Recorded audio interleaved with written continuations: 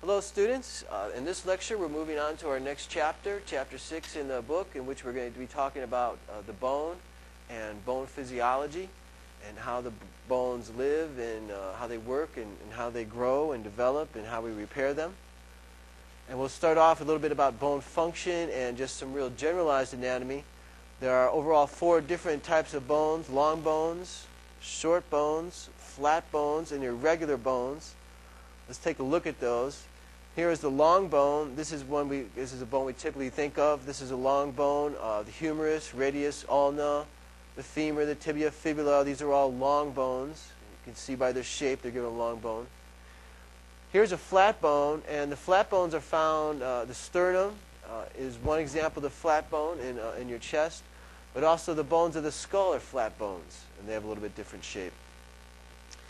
Here's what's called a short bone. We'll find the short bones primarily in the wrist and ankles, and they're just, again, these names are all basically based upon the shape. And then finally we have the irregular bones, and a good example of these are the vertebrae, in which they have an irregular shape. There are a few critical functions of the bones of the skeletal system. Certainly one of the key functions is support of the body and support of the organs in our body. The skeletal system, the bones also have a protective function. They're protecting the brain, the spinal cord, and also our vital organs, our visceral internal viscera, such as the heart and the lungs, and the rib cage providing some protection there. The bones are also important for movement. We get movement. The skeletal system and the muscular system, the bones and the muscles work together. They have a lever-like action that allows for movement.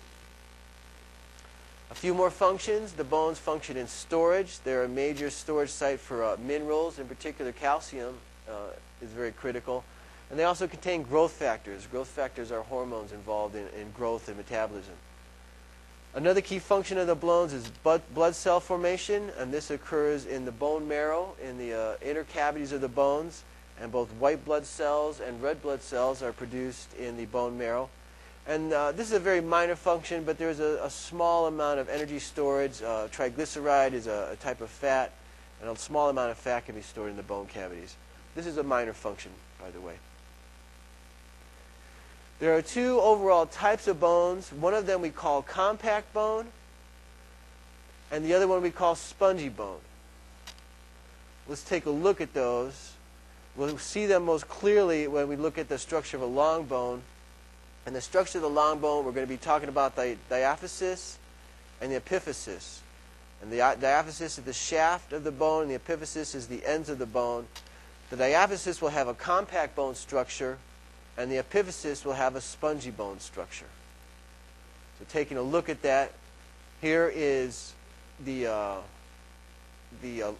long bone. We're looking at a diagram of the long bone.